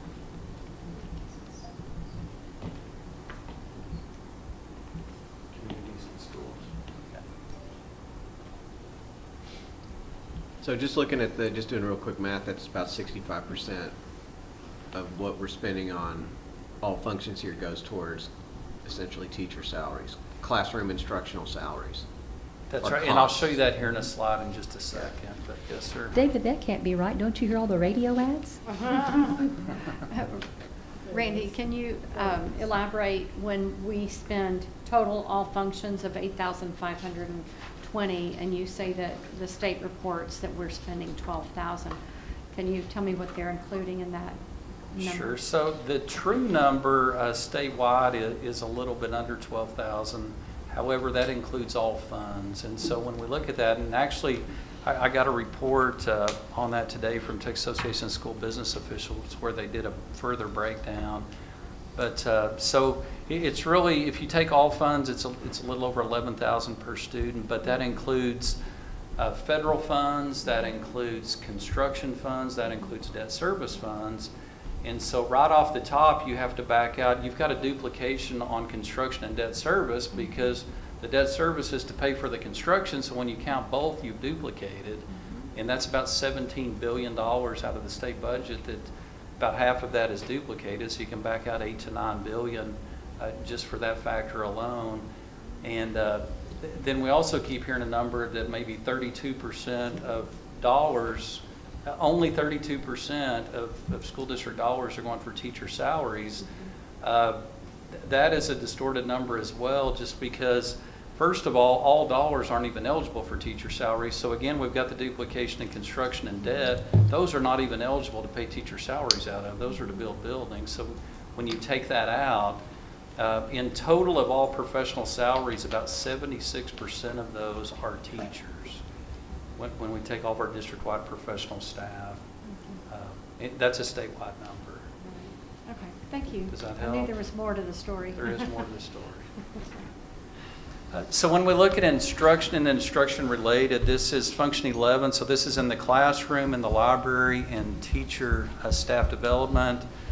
We're spending $5,710 per student, and we do rank number 1 there.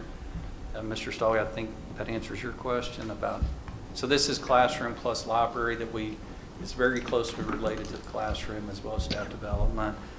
Then when we look at all other, we're spending about $2,810. That's every other category that we looked at.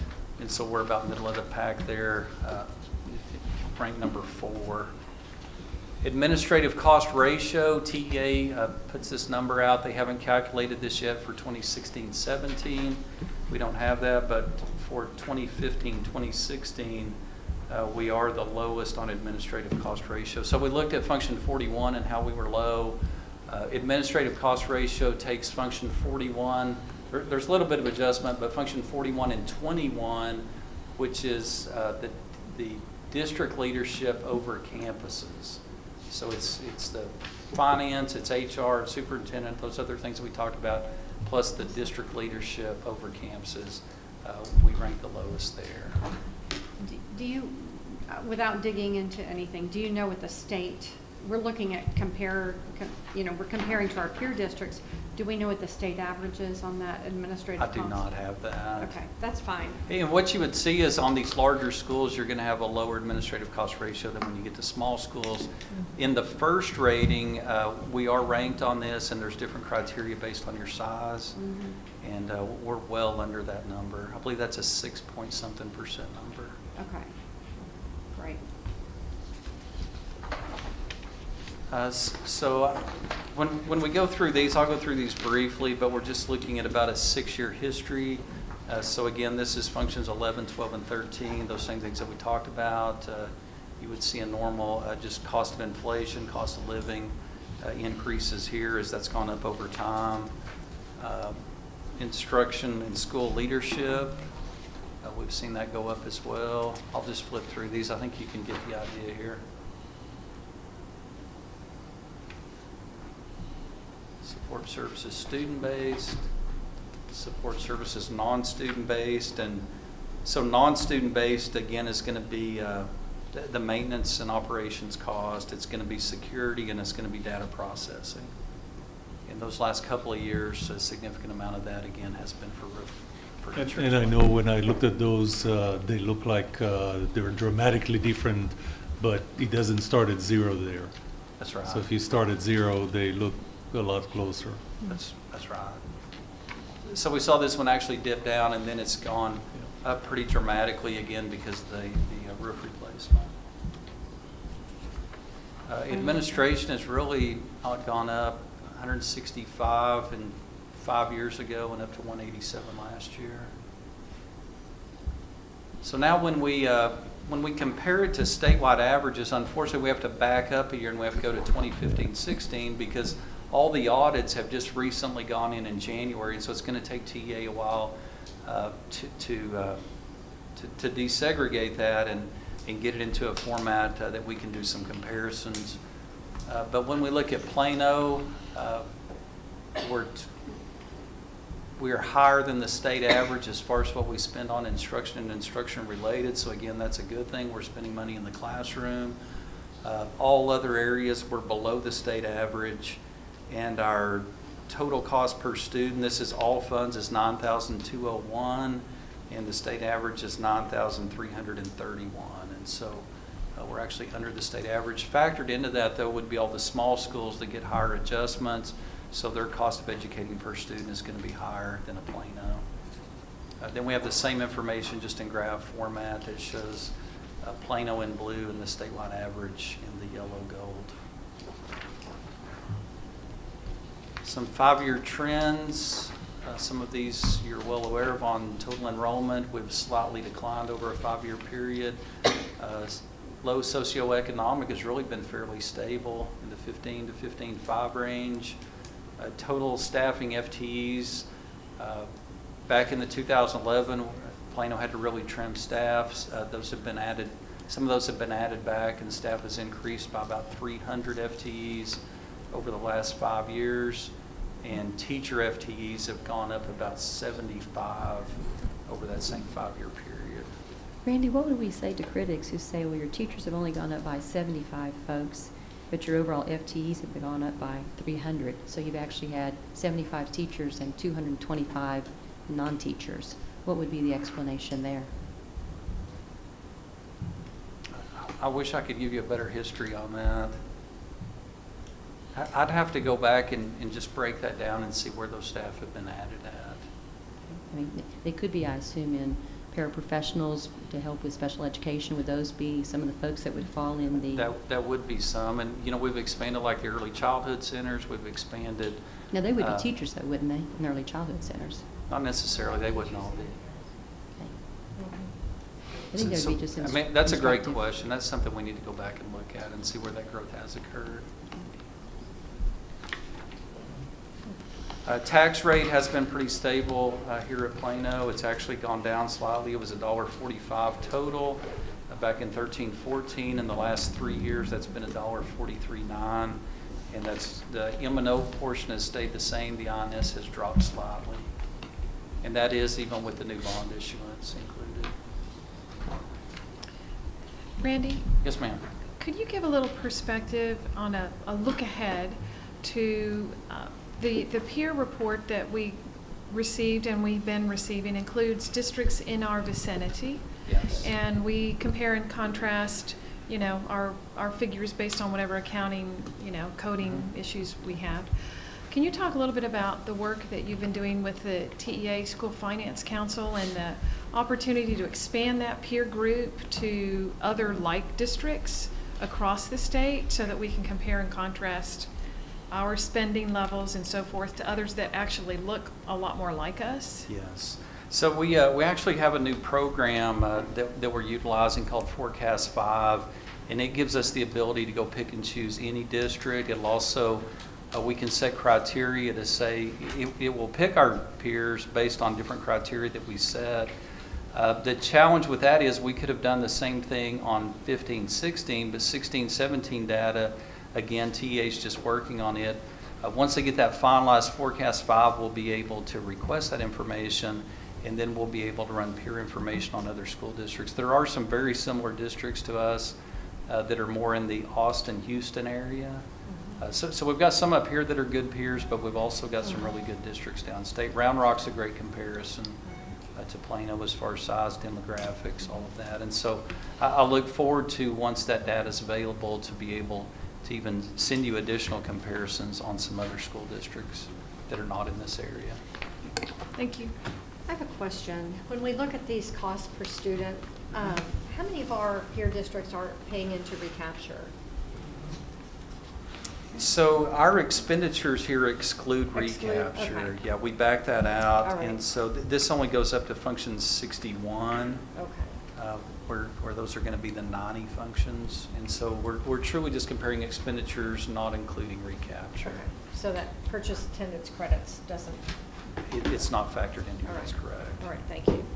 So my two takeaways from this are that we continue to put money into the classroom, which is always good, and that Randy told us at least 3 different times that admin is not they don't get paid enough.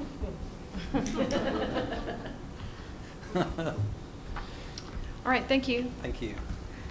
All right, our last item for information only is a board discussion about potential topics for future work sessions. Let me, if I could, take a minute to sort of recap where I think we are and see if that meshes with your impression of where you think we are with regard to requests that have been made and the board has, you know, gotten behind the energy on that item. I don't have the list in front of me, so this is from memory. So if you have it, okay. On the spreadsheet? Yes. Yes. Okay. All right. So what I believe is that Yorm, you brought up a backpack weight issue and the status, you know, a concern. Weird time to discuss this today.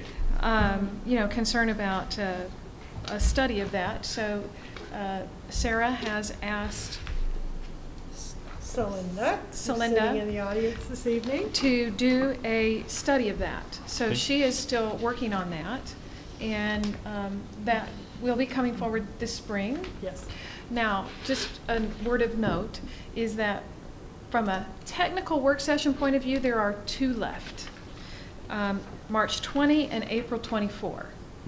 If it turns out that, we have some work session type things and we don't have a work session available, I don't mind putting something on a regular agenda for that purpose. So if it were to move into May, that, just because it's not a work session, I don't have an issue with that, okay?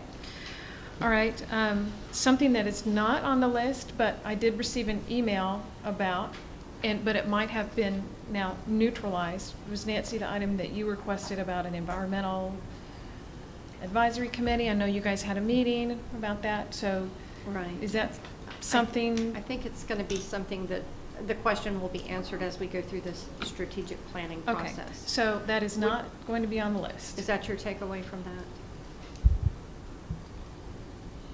I think it would be a part of the strategic planning process if that interest comes out very organically through the input from our constituent groups and from our teacher groups and such, that it's up to the board, as I mentioned today, to set what we would believe to be the pillars or the strands for the strategic plan. But I would not be surprised if topics of that interest didn't come through the input that we receive. Okay, but for now, it's not on our list. Correct. Okay? All right, those are the 2 items that I had noted here. What else is represented there? So I'm looking at the spreadsheet, the things that are still open. One of them, somebody else is looking at the spreadsheet as I'm looking at it. That would be Dan.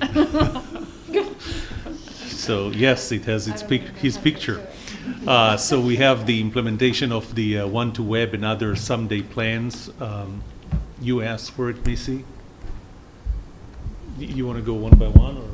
I just want to kind of have a little reflection on whether these are if there's anything missing, and then we'll talk about what extra additions you want to add. What was it about the one-to-web? I didn't hear. The way the item is captured, it's an item by Missy, implementation of the one-to-web and other someday plans. Curriculum. Yeah, this was with regards to the Chromebook rollouts and the integrations with curriculum. Okay. What we're doing early on and what we're doing, because significant work has been taking place within us in curriculum. Okay. And an update is So what. it's an update. Okay. Yes, and I see that it has a due date. That's the only one left that has a due date. The next one is board communication plan. Then we have, that's something that David asked for. 2 items on the class rank and GPA by Tammy. The year-round school report. So thoughts around year-round school, that was one of mine. David, actually, I think, David, you and I asked for development of digital citizenship program addressing cyber safety and security and bullying. So on the receiving end, how to protect yourself, and on the what not to do. Weight of backpacks, we talked about that. And David, you brought up Leadership Plano ISD program. And I think you had a response to him about that Yeah, recently. we're working on that as well. Okay. Okay, so, That's what we have. okay, thank you. So we can't fit all that in the next 2 months, I'm sure. But that's a reflection of where we are. And I know some of you have ideas about other things you'd like to ask the board to entertain.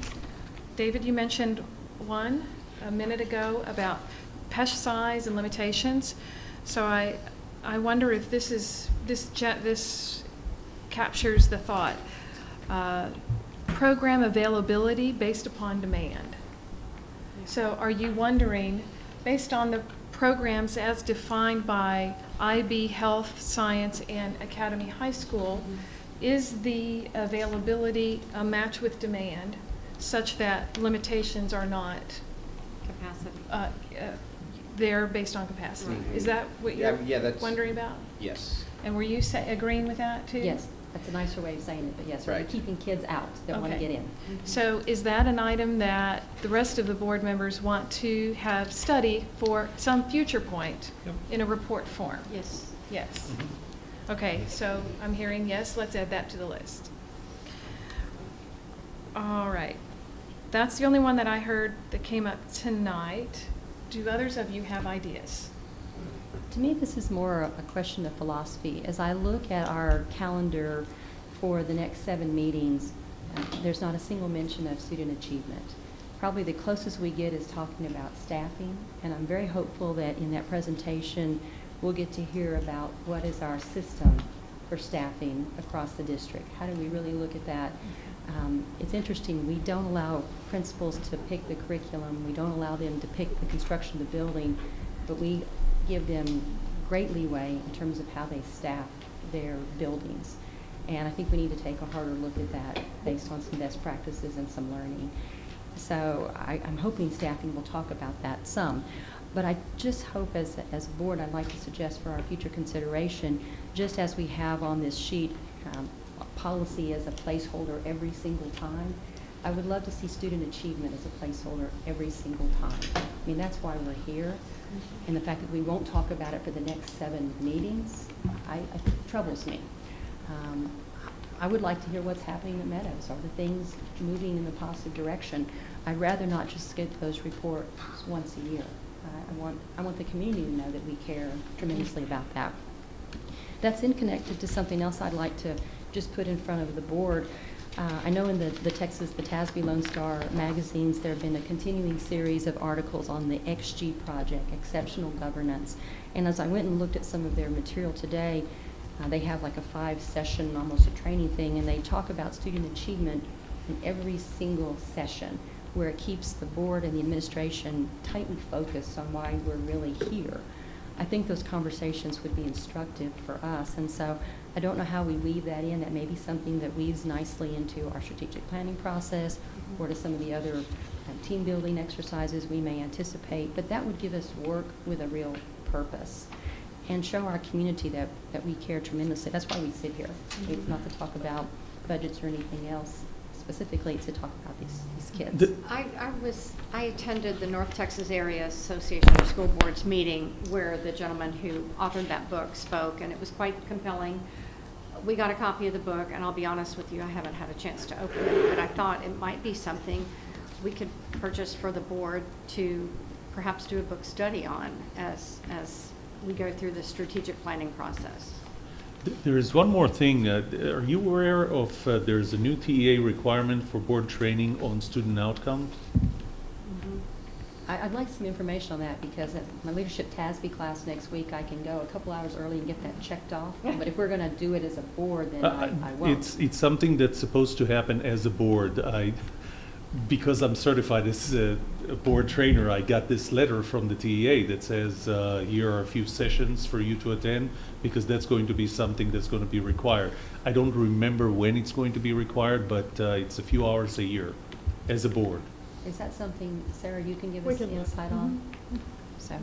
So that's sort of my big one, wanting to talk about student achievement every single time we come together. And whether it's picking out focus schools or a focus school, or what we're doing with gifted and talented, or even what we're doing, making sure there's access to programming for these kids, that touches student achievement. The more specific one, I see that we do have a dual enrollment report that's going to happen. I hope that we can do it in the way that I had requested, where looking at sort of the 5 most typical majors that a student may select from Plano: business, education, STEM, liberal arts. There's one more I can't think of right now. And to see what we're offering those kids, and whether we have articulation plans as they go into Collin College or University of North Texas. It still amazes me the number of children that live in neighborhoods that we think are affluent who are not going to college because of money. And so of all Plano kids who are college going, and I think 80% of our kids want to be college going. I don't think it's only half or only 2/3. If they could all have 30 hours toward their real major done, that would be an amazing gift to our community. So is the dual enrollment report going to touch on things like that, or is it more just which classes we're going to add? I'll let Dr. Hazard, they've been working on this. We are working on that at this time, and we're shooting for April 24th work session to bring the dual credit presentation. So we're really trying to consider all dual credit, all pieces of dual credit, that what classes we offer, how it's staffed, future options we're looking at, partnerships with which universities, and also we're trying to look at what you requested, the degree plans that most students select. We found that to be a little difficult because every college has a different requirement for degree plans, and while the counselors do their best to advise, we make sure that part of the message is make sure when you decide on your degree plan, you know, let's look at it then and see if it's going to count as a credit for that content area or as an elective, or, you know, what it will turn out to be. You know, But we're doing our best to gather as much information as we can on that, knowing that's one of your big questions. And I think we don't have to do for, you know, all universities all over, because particularly students who are money limited, they're not going to be, you know, jetting off to University of Washington. They'll stay local. And so just looking at even the articulation agreements between Collin College and UNT, that can be enough. If UNT hadn't changed their website, I'd already done it. I had a girl who was my babysitter for a long time, and I had planned that out for her, but that's been 6 or 7 years, and UNT has now made it harder to find that information on their website. But, you know, please don't think you have to do it, you know, an exhaustive study for all of Texas. Just, you know, one of the major public universities in our own area, that would be sufficient and so helpful to those students and families. We also plan to have Dr. Martinez from Collin County here to take part in that presentation. So he's over the dual credit area in academics for Collin County. And when we discuss this topic, if there are any bottlenecks on our side, I know that I had last week an interesting experience with my daughter who wanted to sign up for 5 dual credit classes and was told that 2 of them, we don't know if they're going to open because of staffing. So if any bottleneck, staffing or Right. any other, what's holding us? We'll Okay. include all that. Can I go back to your question about the Student achievement. No, the governance Yes. question. So what you're requesting is not really a work session topic per se, but maybe a question of the board. Is there an interest in spending either 5 sessions together or doing a book study in some fashion over, you know, maybe the next, at a future point? Would the book study need to be guided for us to be able to get the requisite credit? I don't know much about it. I've read a little bit about it. I believe its origin actually was it was a legislative requirement, I believe, that certain school boards had to undertake.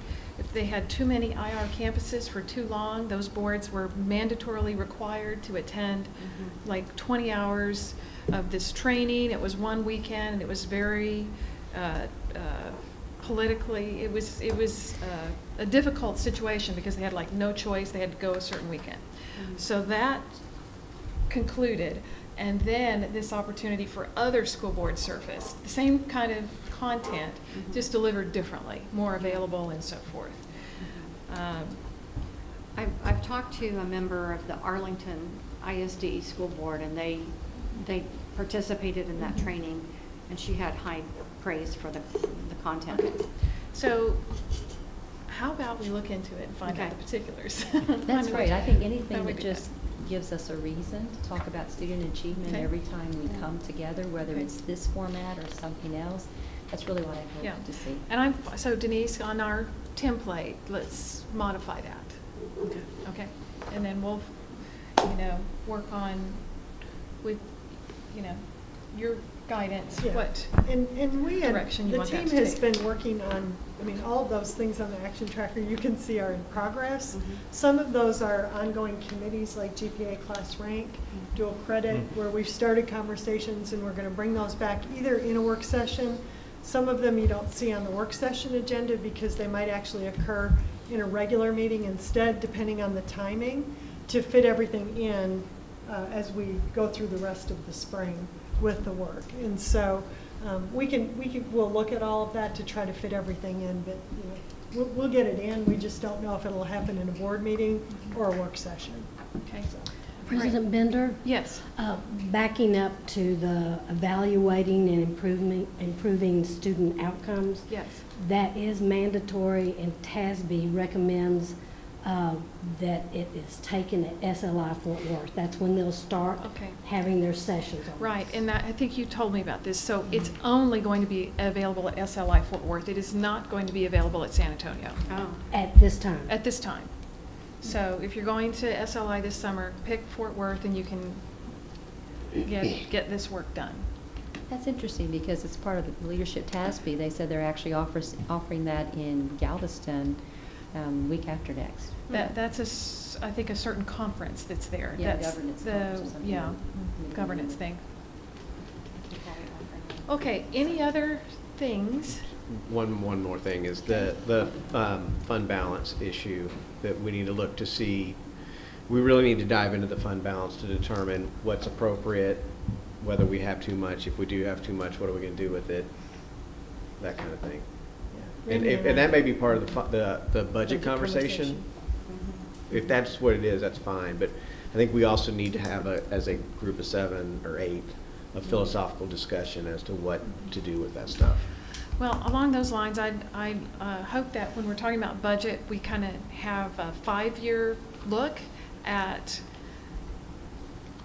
that, that question that you're asking, and kind of what we think might happen when the property tax value, the property values start to decline, and what's the hole that's going to emerge, and how do we satisfy that? I think that's related to that same thing. It is related.